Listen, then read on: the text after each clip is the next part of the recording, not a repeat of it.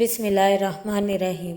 السلام علیکم معزز ناظرین، دین الجف اسلام میں آپ کو خوش آمدید۔ ناظرین محترم، حسن بن علی بن ابی طالب 15 رمضان المبارک 3 ہجری کی شب کو مدینہ منورہ میں حضرت علی مرتضیٰ رضی اللہ تعالیٰ عنہ اور خاتون جنت حضرت فاطمہ زہرا رضی اللہ تعالیٰ عنہا کے گھر میں تشریف لائے۔ رسول خدا صلی اللہ علیہ وآلہ وسلم کے لیے امام حسن رضی اللہ تعالیٰ عنہ کی آمد بہت بڑی خوشخبری تھی، کیونکہ جب مکہ مکرمہ میں رسول کریم صلی اللہ علیہ وآلہ وسلم کے بیٹے یک کے بعد دیگرے رحلت فرماتے رہے تو مشرکین آپ صلی اللہ علیہ وآلہ وسلم کو تانے دیتے اور آپ صلی اللہ علیہ وآلہ وسلم کو بہت صدمہ ہوتا۔ مشرکین کے جواب کے لیے اللہ تعالیٰ نے رسول صلی اللہ علیہ وآلہ وسلم کو خوشخبری دی کہ محمد خدا نے آپ کو کثرت اولاد عطا فرمائی ہے اور مقطوع النسل آپ صلی اللہ علیہ وآلہ وسلم نہیں ہوں گے، بلکہ آپ صلی اللہ علیہ وآلہ وسلم کا دشمن ہوگا۔ ناظرین محترم، دنیا میں ہر انسان کی نسل اس کے بیٹے سے ہے، لیکن کائنات کی اشرف ترین ہستی سرور کونین حضرت محمد مصطفیٰ صلی اللہ علیہ وآلہ وسلم کی نسل کا ذریعہ ان کی بیٹی حضرت فاطمہ زہرا رضی اللہ تعالیٰ عنہا یعنی امام حسن اور حسین کو قرار دیا گیا۔ حضرت عمر ابن خطاب رضی اللہ تعالیٰ عنہ اور حضرت جابر ابن عبداللہ انصاری رضی اللہ تعالیٰ عنہ روایت کرتے ہیں کہ رسول صلی اللہ علیہ وآلہ وسلم نے فرمایا، ہر عورت کی اولاد کا نسب اس کے باپ کی طرف سے ہوتا ہے، سوائے اولاد فاطمہ رضی اللہ تعالیٰ عنہا کے، میں ہی ان کا نسب ہوں اور میں ہی ان کا باپ ہوں۔ حضرت عمر رضی اللہ تعالیٰ عنہ سے یہ بھی روایت ہے کہ رسول صلی اللہ علیہ وآلہ وسلم نے فرمایا کہ قیامت کے دن ہر نسب منقطع ہو جائے گا سوائے میرے نسب اولاد فاطمہ اور رشتے کے۔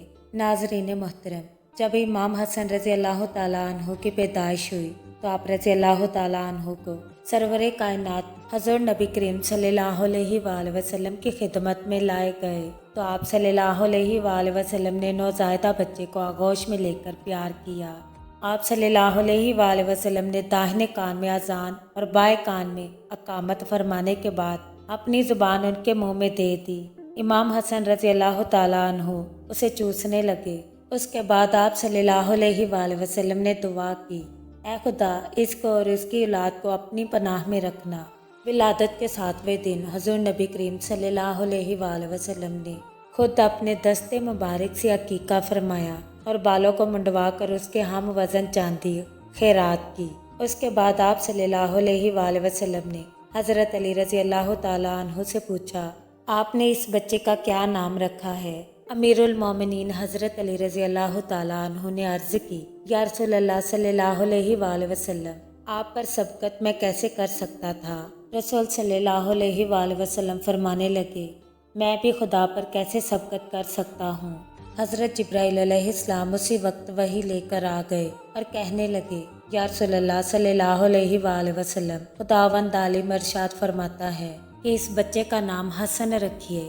ناظرین محترم، خاتون جنت حضرت فاطمہ رضی اللہ تعالیٰ عنہا کے دونوں شہزادوں کے نام حسن اور حسین رضی اللہ تعالیٰ عنہ پہلے کسی کے بھی یہ نام نہیں تھے، یعنی ان سے پہلے حسن اور حسین نام سے کوئی بھی انسان موسوم نہ ہوا تھا۔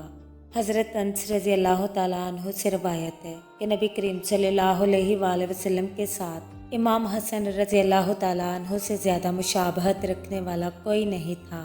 حضرت امام حسن رضی اللہ تعالیٰ عنہ رسول کریم صلی اللہ علیہ وآلہ وسلم سے چہرے سے سینے تک اور امام حسین رضی اللہ تعالیٰ عنہ سینے سے قدموں تک رسول صلی اللہ علیہ وآلہ وسلم کی شبیہ تھے۔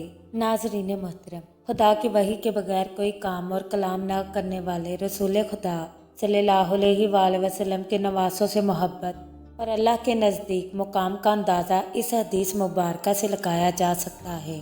ایک مرتبہ آپ صلی اللہ علیہ وآلہ وسلم نماز عشاء ادا کرنے کے لیے باہر تشریف لائے اور آپ صلی اللہ علیہ وآلہ وسلم اس وقت حضرت امام حسن اور امام حسین رضی اللہ تعالیٰ عنہ کو گود میں اٹھائے ہوئے تھے۔ آپ صلی اللہ علیہ وآلہ وسلم اس وقت آگے بڑھے نماز کی امامت فرمانے کے لیے اور ان کو زمین پر بٹھا دیا، پھر نماز کے لیے تکبیر فرمائی۔ آپ صلی اللہ علیہ وآلہ وسلم نے نماز کے درمیان ایک سجدے میں تاخیر فرمائی۔ آپ صلی اللہ علیہ وآلہ وسلم نے تاخیر اس لیے فرمائی کیونکہ آپ صلی اللہ علیہ وآلہ وسلم کی پشت مبارک پر امام حسن اور امام حسین رضی اللہ تعالیٰ عنہم بیٹھے ہوئے تھے۔ اس دوران آپ صلی اللہ علیہ وآلہ وسلم سجدے میں ہی رہے۔ جس وقت آپ صلی اللہ علیہ وآلہ وسلم نماز سے فارغ ہوئے تو لوگوں نے عرض کیا کہ یا رسول اللہ صلی اللہ علیہ وآلہ وسلم، آپ نے نماز کے دوران ایک سجدہ ادا فرمانے میں تاخیر کیوں فرمائی؟ آپ صلی اللہ علیہ وآلہ وسلم نے فرمایا ایسی کوئی بات نہ تھی، میرے نواسے مجھ پر سوار ہوئے تو میں نے انہیں کھیلنے دیا اور فرمانے لگے کہ میں نے اپنی شہزادوں کو اپنی پشت سے اس لیے نہیں اتارا کہ کہیں انہیں برا نہ لگ جائے۔ ناظرین محترم، ایک مرتبہ حضور صلی اللہ علیہ وآلہ وسلم خطبہ دے رہے تھے کہ حسنین آ گئے اور امام حسن کے پاؤں کے دامن کے ساتھ الجھے اور الجھ کر زمین پر گر پڑے۔ یہ دیکھ کر حضور صلی اللہ علیہ وآلہ وسلم نے خطبہ ترک کر دیا اور ممبر سے اتر کر انہیں آغوش میں اٹھا لیا اور ممبر پر تشریف لے جا کر خطبہ دوبارہ شروع فرمایا۔ حضرت برا بن عازب رضی اللہ تعالیٰ عنہ سے روایت ہے کہ نبی کریم صلی اللہ علیہ وآلہ وسلم نے حضرت حسن بن علی رضی اللہ تعالیٰ عنہ کو اپنے مبارک کندھے پر اٹھایا ہوا تھا اور آپ صلی اللہ علیہ وآلہ وسلم فرما رہے تھے، اے اللہ، میں اس سے محبت کرتا ہوں، تو بھی اس سے محبت فرما۔ آپ صلی اللہ علیہ وآلہ وسلم کو امام حسن اور حسین سے بہت زیادہ محبت تھی۔ آپ صلی اللہ علیہ وآلہ وسلم حضرت فاطمہ رضی اللہ تعالیٰ عنہا سے فرمایا کرتے، میرے دونوں بیٹوں کو میرے پاس لاؤ۔ پھر آپ صلی اللہ علیہ وآلہ وسلم دونوں کو سونگا کرتے اور انہیں اپنے ساتھ لپٹا لیا کرتے۔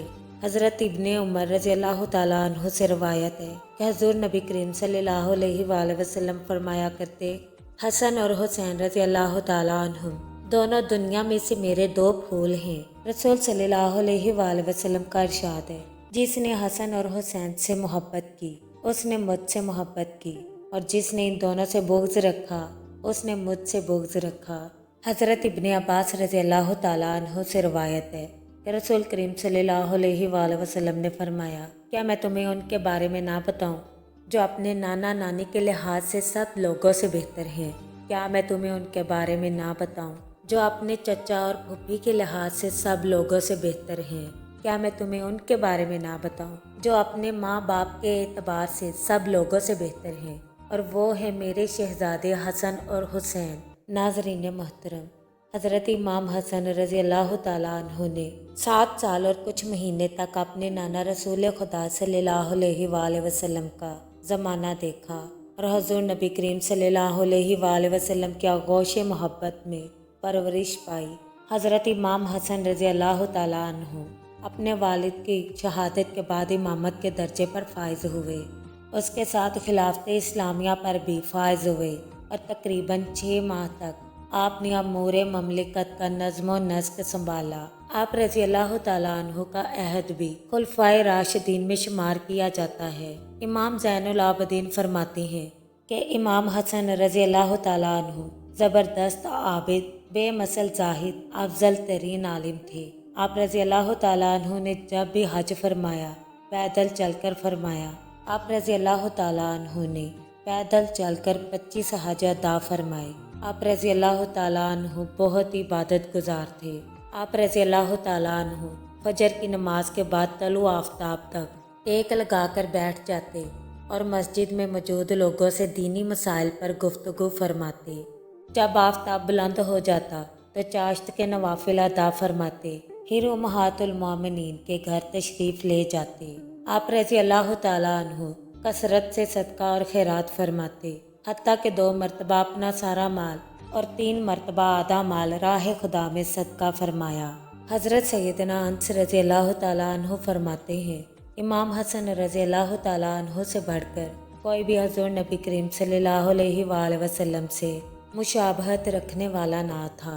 آپ رضی اللہ تعالیٰ عنہ نے حضرت امیر معاویہ رضی اللہ تعالیٰ عنہ سے صلح فرما کر اپنے نانا جان حضور نبی کریم صلی اللہ علیہ وآلہ وسلم کے اس فرمان کو عملاً پورا فرمایا۔